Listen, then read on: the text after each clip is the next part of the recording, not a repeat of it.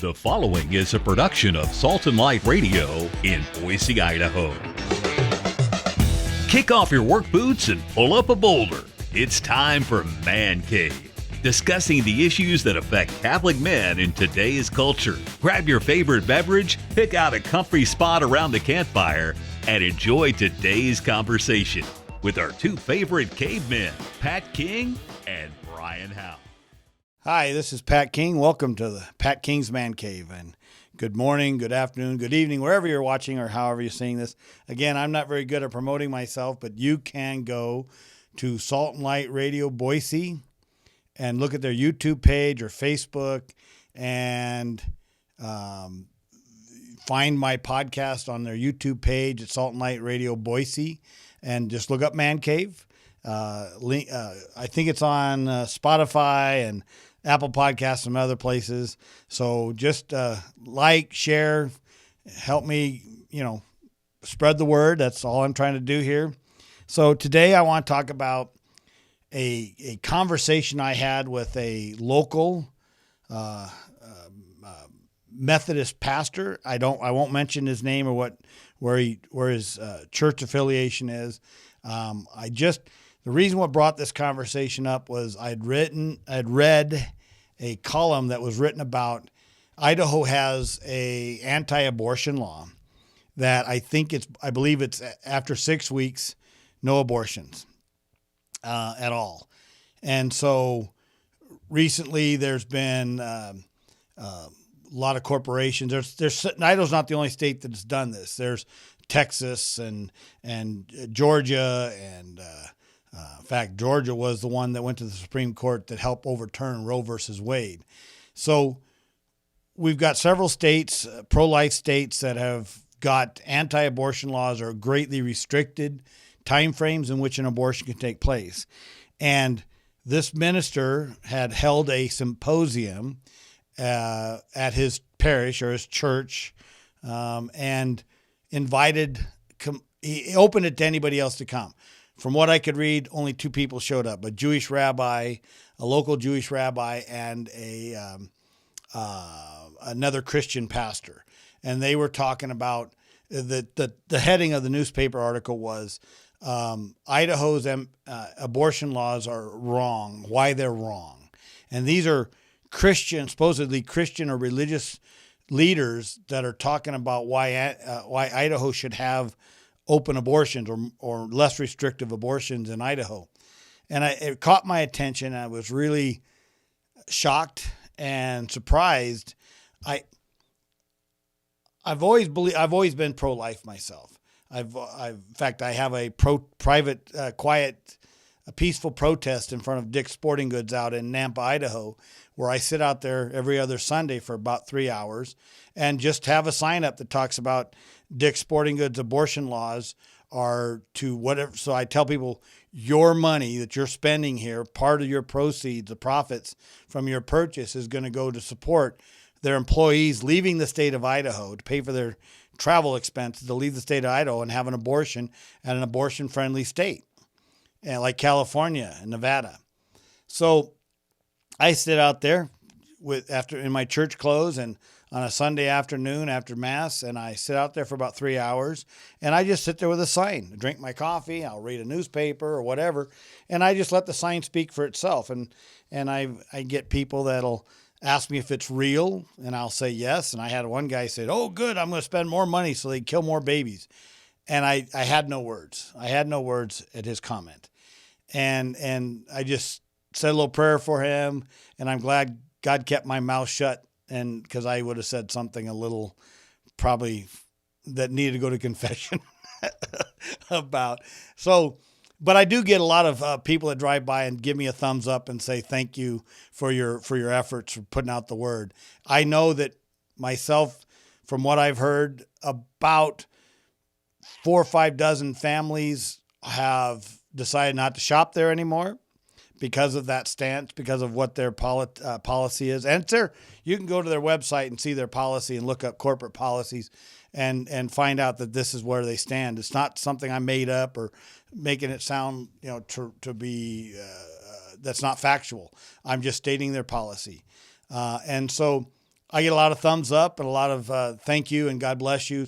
And then there's a local sports league that no longer has an affiliation. They don't accept the sponsorship money from them. There are about 4,000 kids that played various sports through this league, this youth athletic league, and they have cut ties with Dick's Sporting Goods. So, my one voice, you wouldn't think, okay, what does one voice, what does one vote say?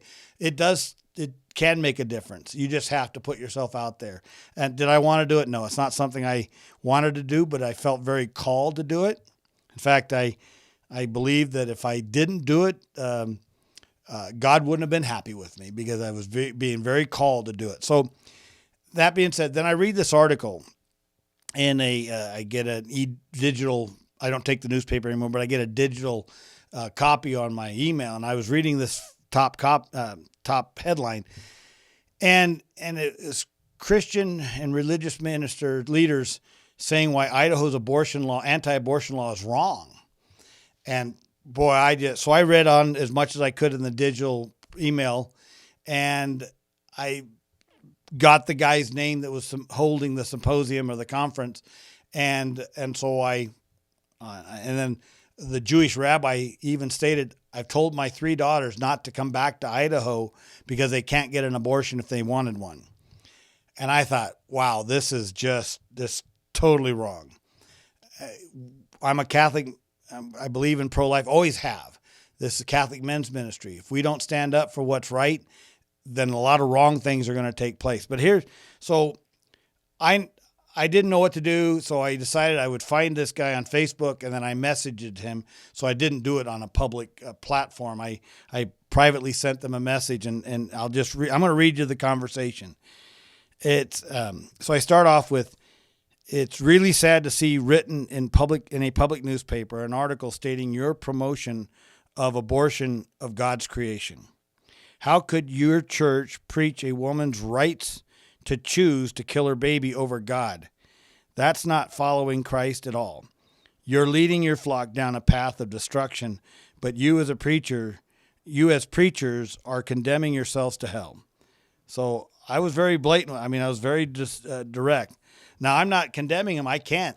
That's for God to choose. But if he's a public witness, supposedly a public witness for Christ, and this is what he's teaching, I can only imagine what God's plans are.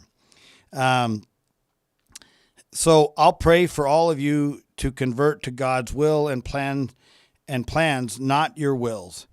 Not only did you publicly support abortion, you hosted a little conference to condemn the state of Idaho for its protection of the unborn by its anti-abortion laws. How shameful your church is. The Jewish rabbi telling his own daughters not to return to Idaho because he'd rather they kill his grandchildren so they keep their right to choose over God's will. How heretical. Well, I'll pray for you, but I'll also tell you that you are not Christians. Now, that was my initial conversation. I just sent him a message. Now, of course, you get the pat in these bigger churches. You can get this pat answer. Hi, thanks for contacting us. We received your message and appreciate you reaching out. And I said, I'll bet you won't. Then he sends me a couple articles. All means all. It's a welcoming church. Getting to a pro-choice and pro-life position. That's kind of a dichotomy of, it's just wrong. You really can't have a pro-choice and a pro-life position. Yeah, I'm pro-choice. I choose life. I hope the choice is always for life. That's exactly where it should be. So he sends me these pat articles that he's written, and then another one, Can We Talk? Progressive Christian and Jewish Perspectives on Abortion. And so I wrote back because, it's easy to send someone a bunch of articles and send them down a rabbit hole. You go research what I said, and that should be good. So I respond. I said, don't take the coward's way and send me other articles. Address my comments directly. I took him a couple minutes, but if you take the time to read, you'll find my answers, and I won't mention his name, Pastor so-and-so. And then I respond, abortion abortion is intrinsically evil, period. Christ wasn't wishy-washy. Choice is sacred. Okay, so now I'm finally getting him to actually show his true colors. And so I want to drive the conversation. I didn't think he would respond. I figured he'd just either go away or just cut me off or whatever. But we go on for a few more minutes. Tell me directly if you are for abortions or against it, and you preach accordingly. No, you make that choice when you have sex. When he said choice is sacred, I was responding to that as well. I know no one that's for abortion. That's also a coward way out.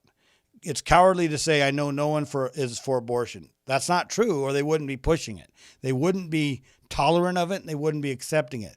If there's no one for abortion, then why aren't you trying to help them find the reason why they shouldn't have one, and help them see that life is the ultimate right choice to make? So I call them on. But here's what I always say. Most people that support abortion would never have one themselves or want one for themselves, except for that Jewish rabbi. And but they want someone else to have them. It's okay for someone else to have one. Excuse me. It's okay for someone else to have one, or they wouldn't perform one themselves, but they want someone else to perform one. So it's kind of like you're eating a hamburger, but you don't want to know how the meat gets there in the first place. You don't want to know how the sausage is made. And I think if everyone took time to see, hear, or know about how an abortion, how cruel it is, and what it destroys a life. And I think that they take the time to really see that, because we kind of just put things off to the side. It's like a hamburger. Again, you don't want to know where that hamburger came from, but you have no problem eating it. You need to know where things come from so that you have a better respect for the life of an animal. I raise beef, I raise pork, and I treat my animals very, very well, feed them very, very well. Yes, it's for my nourishment, but I don't disrespect the animal. I understand their sacrifice that they're going to do so that I can live. In the meantime, they're fed very well and very well taken care of.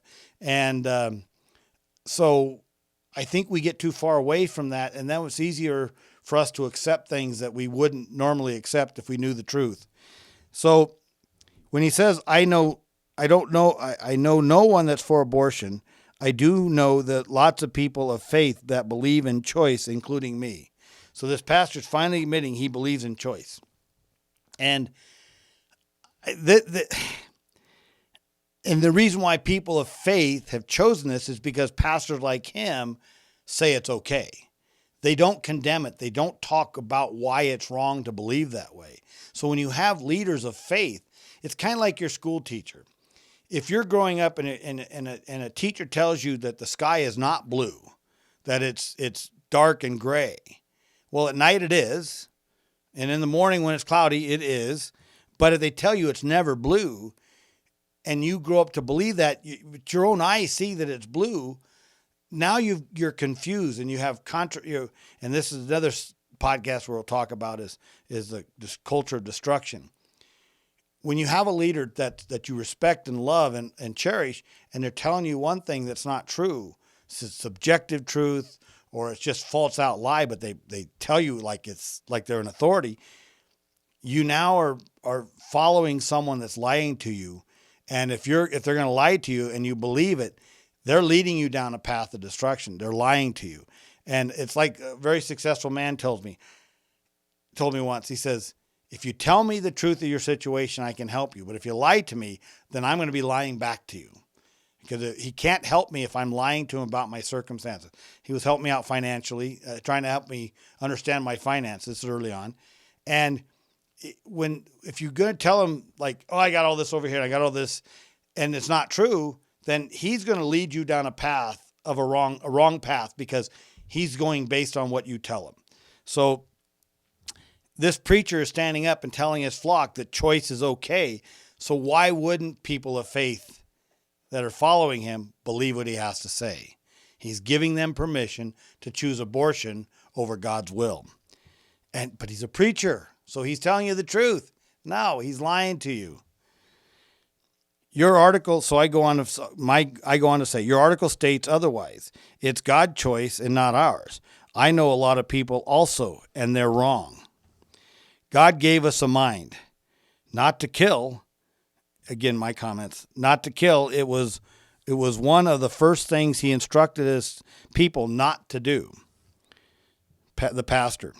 So your question is, when does life begin? In the creation story, life begins when we breathe. In Jewish tradition, life begins at birth.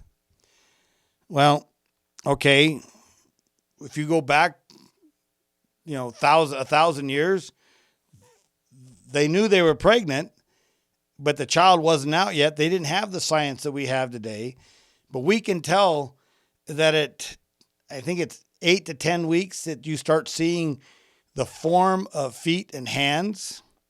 The heart beats at 6 weeks, I believe. I don't know the whole science behind it. I just know that when, like, I'm a nurseryman. I owned a greenhouse operation, and I grew plants and from seed. And I know that in this packet of seed I've got, it says it's a certain plant, like a petunia or a pansy. And when I put that seed and I put it on soil and I wet that soil down, the immediacy that seed breaks down, it dies as a seed and starts sprouting as a living plant as it was intended by God. So the minute I basically fertilize that seed with water and soil, that seed springs to life with what it was intended to be. And I got to witness that on a daily basis as I put the seed trays in the incubator, if you want to call it, or the warming tray.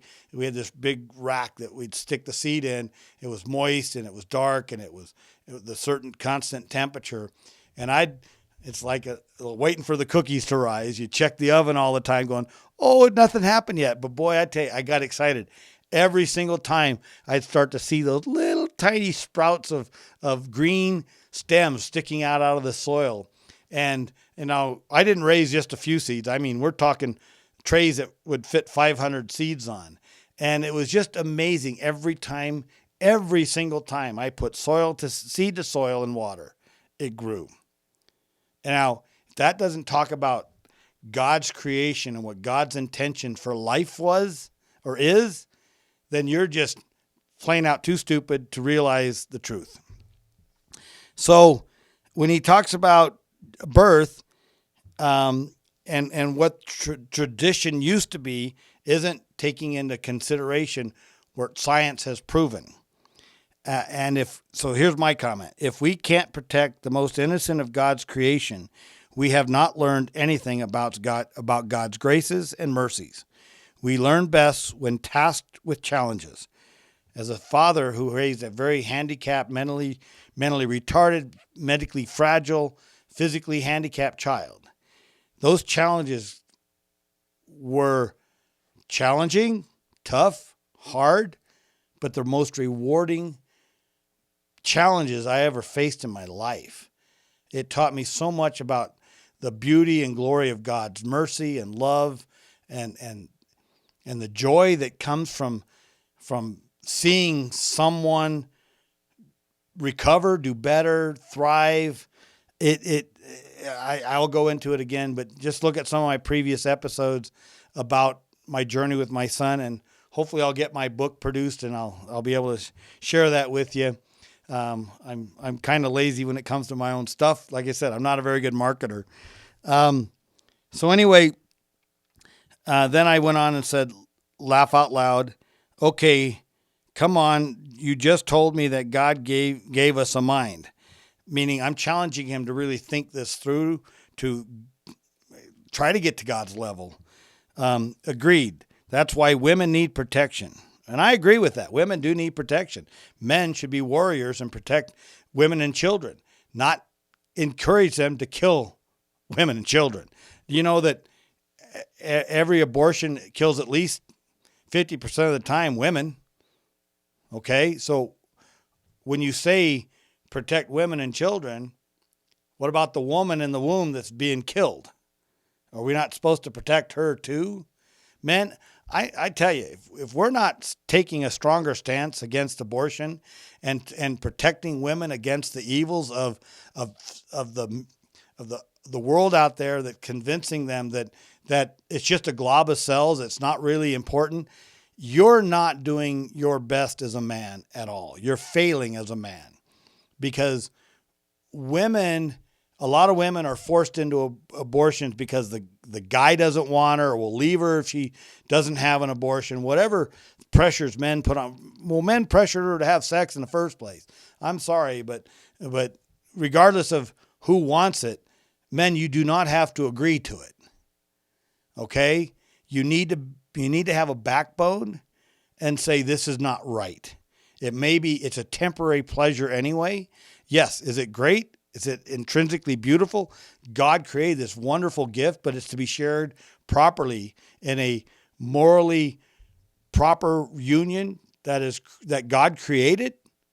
And and that's the way it's supposed to be celebrated, not just for hit it and quit it.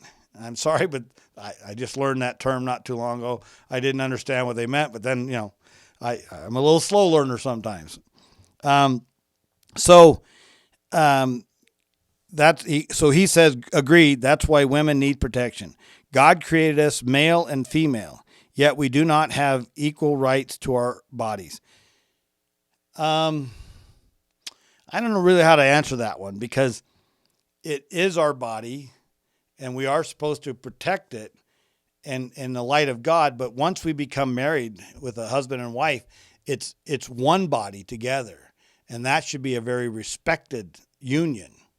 Okay, now I can talk about this because even though I was a not practicing Catholic, I was a one-woman man when I got married, and I was faithful and dedicated to my wife. But I did have a lot of misconceptions of that sacrament. I wasn't a practicing Catholic when I got married, and so my structure, I was faithful to my wife. It wasn't anything else, but the body thing, if you want to know more about theology of the body, written by St. John Paul II. Actually, did he actually write that, or was it put together by someone else? He had these speeches and these Wednesday audiences that he produced all these columns, and I think someone else put the book together. But anyway, regardless of how that came about, it is probably the best understanding of relationships, sex, and marriage, and how to respect your own body and the respect for the body that God gave you. It's a beautiful understanding of belief and faith and God's gift to man. So I go on to say, my comment is, they are many places. Sometimes I don't write very good when you're in a hurry. There are many places where Paul told to the pagans to stop sacrificing their children and abortions. We are also wrong. We're also wrong. Your interpretations are yours, not God's. And then he goes on. So now this conversation is starting to go take a turn. It's starting to go down a level of, where did this guy get his theology from? What Bible is he reading? Is it the Bible of Satan? I mean, really, he starts to go down this rabbit hole, and I was really surprised that he was continuing. This was over the course. This wasn't like immediate. This was throughout the day. I don't remember what day of the week it was, but this conversation kind of just kept going. I was working too. I mean, I've got a guest coming from a priest friend of mine, Father Francis, from Ghana, is in Rome studying, but he's going to come to America for Christmas, and he's going to stay with me. And so I'm trying to I didn't have a guest room for him because I'm remodeling my house. So all the supplies were in that bedroom. So I was trying to get my bedroom done. So anyway, long story short, I didn't have a place. So I've been working on getting a place for him to sleep, because he'll be here in a couple weeks. And So this conversation took place throughout the day. And so it was probably 7-8 hours of conversation going back and forth, because it'd be a while for he'd respond or then me for a respond. So he goes on to say his comments: abortion is not mentioned in Scripture, yet ancient people had recipes that caused abortions. God is silent on abortion. No, he's not. Sorry. He said, thou shalt not kill. And Jesus talked about the protection of the innocent. Whoever does cause harm to the innocent, to the least, are basically dead to him. I mean, they're evil. I go on to say, so my comment is, women need protection from rapists and bad ideas such as yours, and adults that teach wrong morals. But you probably believe a child can change their gender. Now, I don't know why I said that, but I think I was finding the way he was going. I wanted to challenge him on his other beliefs so that I knew exactly where he stood. So here's his comment. Nope, but I do believe gender is not as simple as male, female. Earlier, he just said, God made us male and female. And then he goes on to state, nope, but I do believe gender is not as simple as male, female. He contradicted his own statement. So he's a wishy-washy pastor who follows the common culture. He's a pastor of the culture, not of God. He doesn't have the wherewithal and the strength to stand up and say, no, don't believe the culture. It's wrong. It's immoral. No, he's one of those pastors that says, oh, you want to believe in that you can change your sex? Okay, that's fine with me. So here comes his next comment. Proud father of a trans daughter. He, him, his. So I'm confused. I've never, and maybe Trinity, you can help me with this. When you say someone's a trans daughter, were they a daughter that transferred to a guy? So why would he continue to call it a trans daughter? Trinity's shaking her head. Yes, that's correct. Because he used the phrase him, he, him, his. So it's a girl transitioning to a boy, but they still calls him a trans daughter. Even the culture is confusing. No wonder it's a mess. I can't keep track of all this crap. I thought growing up in the 60s and the 70s, I had groovy and that's cool, man. And all these other phrases or the songs we used to sing to were bad. Oh my goodness. This culture is really going down a rabbit hole of evil and destruction. It's terrible. I'm going to have to sit in one of your podcasts, Trinity, and maybe just learn from you. My comment was, after he says he, him, his, well, I don't know where you took your theology from, but I'm sure if God knows you in the womb and knitted you, he cares about life. Now his comment goes, so that would be a metaphor. That would be a metaphor unless you are a scarf. Okay. So again, I don't know where he got his theology from, what seminary he took. He's a Methodist pastor. So I really don't know much about the Methodist religion, how far apart that becomes from. I know you got Lutheran, and I don't know how it falls, what was next in the tree of spreading the non-denomination or Protestant moral teaching. I don't know where it goes from Lutheran and how it branches Baptist, Calvinism. I don't know how it breaks down. I've read on it once before, but it gets very confusing. But this Methodist pastor who supposedly studied theology in seminary doesn't even believe the Old Testament phrase, I knew you before you were born. I knitted you in the womb. He knew you. And he's using it in a modern sense. Knitted back then, probably in my understanding, was I knew every cell, every hair on your body, everything that went into you. I was there. I helped put that together. I created you. I tell you, I think about how intricately we are made. Little side note here. I was talking, my sister's a doctor, and I was having some heart palpitations, I thought. And it was just indigestion. It was just gas. I was eating some things that I like tacos and, salsa and hot sauce. And I think I was eating and pizza. And I was having a little bit of indigestion because I'm not physically as active right now during the wintertime as I am in the summertime in my landscaping business. So I think, and I love pasta and I love salsa and football game and salsa and is like that's like chicken wings, you got to have them. And so I was feeling a little anxious and I thought, well, maybe I'm having a heart problem. And she goes, but I'm not feeling any other pain associated with it. She said, well, just go take some Tums and if that subdues him, then that's all you have was indigestion. And I knew this. It was just weird. I'd never experienced it like this to that extent. And so, but she says, your body's a unique thing, but when you overdo one thing or another or don't do something else, you're going to have different results. And we were talking about how the flap in your throat knows when air is going down, where to send it, and when food and water is going down, where to send it. And I was talking about to a friend about how cows have 3 stomachs, and they eat first, the food goes into their first stomach, and then they rest, and the food comes from the first stomach back to their mouth to chew. It's called chewing their cud. And then it knows somehow that secondary food in their mouth is going to stomach number 2.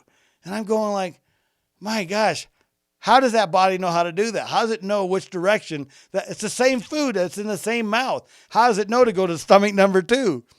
And it's going like, well, God. I mean, it's as simple. How else do you? Yes, you can go to the biology and then do the anatomy and say this is how it all works. Who made that work? Who created that to make it work? We didn't just come out of the water and start out as amoeba and just say, hey, I want to be more sophisticated as a cell. When you go down to that level, do you think about just simple things about the flap in your esophagus that chooses air this way, food and water that way? You don't tell your body, hey, food's coming down, turn the flap, change the track so it goes in the right direction. No, your body just does it. And isn't that a miracle? Isn't that marvelous to know that it's that intricate? And God knew, that's what I mean. God knew every aspect of who you were in the womb before you were even thought of as your mom and dad. So when he says, unless you are a scarf, that's almost blasphemous. It's almost heretical to say the fact that God used metaphor. Yeah, they use metaphors and all sorts of things to describe things. But I don't think God was messing around when he encouraged the phrase, I knew you before you were born. I knitted you in your mother's womb. And this is a pastor. If it was just some layperson, some simpleton that maybe goes to church, but this is how they view things, I could take that and say, hey, let me explain to you what that really means. But this is a pastor leading a flock. And I know where he preaches at. It's a very large congregation in Boise, Idaho. It's a very large church. Okay. It's got some been around a long time. Got some significant prominence. So again, I won't mention name of the pastor or the church. Maybe by the size of it, you can tell me what you think. You can probably figure it out. So, oh my, again, I'll pray for you. You're so wrong. I feel sorry for the burden you placed on your daughter. I can see the world needs proper evangelization. So his comment next that you pray to your God, your prayer to your God are not needed, but thanks. So now a Christian, supposed Christian, is separating out and thinking that I've got a separate God than his. He's actually right. He does have a different God, because the God I know is the one of truth, objective truth written down in the Bible for us to all learn from. 2,000 years of Catholic Church history has told us these are consistent practices. This isn't, the Catholic Church doesn't sway away from the 2,000 years of tradition and history that Christ established when he left this place. And he left some very good people in charge to spread the gospel. In fact, the gospel really grew when he left those people in charge. So to have him say that your prayer to your God are not needed, I don't know if they'd help if I prayed to God for him, because I think he's talking to that other God to him. The devil comes to mind. But so my comments are, so you pray to a different God. What Bible do you read? Now, my prayers for you are even more necessary. I've never met a pastor more arrogant. There's a great book out. Actually, there's many, and not including the Bible, called Immortal Combat by Father Dwight Longenecker. You should read it. In Dante's Inferno, the author describes the levels of hell. The eighth and closest to the devil are the people of the lie, and I'm certain you'd be right there. So if you read Dante's Inferno, I've never have, but I did read Immortal Combat, where Father Dwight Longenecker references this quite a bit. There's many levels of hell, and most people think that, and I want to do a podcast on that as well, because I used to do a whole series on the radio show about that, and I think I'd love to do a podcast. Maybe I can take those old clips and make a podcast, because they were very good conversations. We did chapter by chapter, but most people think that the worst sin, the worst level of hell is sexual proclivity, promiscuity, and sexual deviance, stuff like that. And actually Dante has them as like the first level, because those are things that are almost easily recoverable from, as far as repentance and changing your lifestyle, and like gluttony and gossip and things like that. You mainly have to change, repent, change your lifestyle, look at people in a different light, have love and respect for them as you would yourself. Those are somewhat easy to change and fall out of. And there's lots of counseling that can take place and help for those types of things. I followed a lot of pornography throughout my marriage, and that's what I mean. He may not have had an immoral extra affairs, but watching pornography is almost the same thing. It's just visualized and not physically realized. So, having that, but that was one thing. It's easy to recover from. It's not easy. Don't take me wrong, but it's easy to repair that part of your life when you stop participating in pornography. Turn off movies or shows that would lead you to to be more curious, to look that up again. I can't watch a lot of TV shows that I used to enjoy, because there was so much inappropriate sex taking place on them that it's like, no, this is, even though I may like the show itself, it wasn't doing my soul any good. It wasn't helping me with the problem. So, you have to make a decision, and that's how you change course, is through changing the things that you garbage in, garbage out. Okay. You take it in. If it's bad, you're going to spew it right back out, or you're going to think about it, or you're going to act on it. So you need to change your lifestyle. And that's the whole message behind Jesus eating with sinners. He wasn't eating with sinners to say, hey, you're okay, be a sinner. That's fine. I love you. No, he's saying, I'll eat with you, I'll love you, but you got to go and sin no more. He's not making a suggestion, hey, stop sinning. No, he's saying you stop sinning. Go, sin no more. If you want to be in paradise with me, if you want to share that same love, go and sin no more. This pastor hasn't stopped sinning. Okay, so level 1, level 2, like I said, I'll bring the book as soon as I can find it. I think I lent it to someone. There's these different levels, and the lower the level, the closer you get to intrinsic evil that you'll do almost anything out of pride and arrogance is the people of the lie is the 8th level, and the devil's in the 9th level. That's his realm. So he loves to hold close those that lie to you. They use that lie to persuade. It's usually a slick salesman or a well-packaged, well-meaning person that is lying out there. You know what? And they're very persuasive. Look at local media.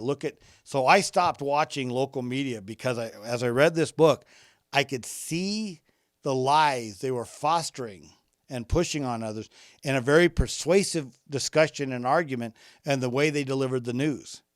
And I can no longer watch local news because all they're doing is looking at me and saying, you're too stupid to realize the truth. So we're going to lie to you. And you just keep, and they're nice looking. They're very attractive anchors and anchorettes, and they're very sharp and very deliberate in their scripts and the way they write it, the way they deliver them. It's all packaged nice. It's like, well, I'm a landscaper, and if I come showing up in a suit and tie to do your landscape or your lawn, people are going to think he doesn't know what he's doing. But if I come dressed in work boots and a T-shirt, maybe has some dirt on the knees and maybe a little torn of the shirt, they believe that, and calluses on my hands, they tend to believe that I know what I'm doing as a landscaper. I don't have to, I'm looking the part. So people that lie to you look the part. You got to be very wary of that.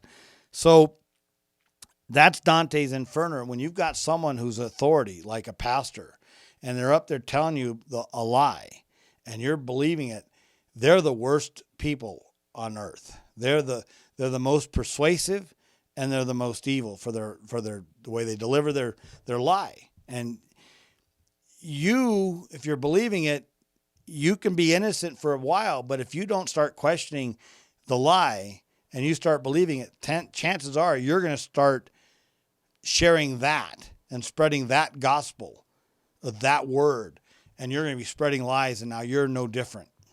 So, so I continue with this this piece, because although the Bible doesn't specifically mention abortion as wrong, it also doesn't say abortions would be approved by God either. So you're not seeing God saying, hey, you can have abortions. No, Paul went around to the pagans and all his stops and told them to stop sacrificing children and babies. Stop killing your innocent. Stop having abortions, which is what they were doing. That's what their sacrifices were all about.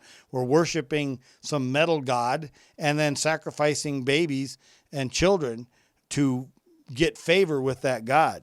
So God is very much against killing another human life.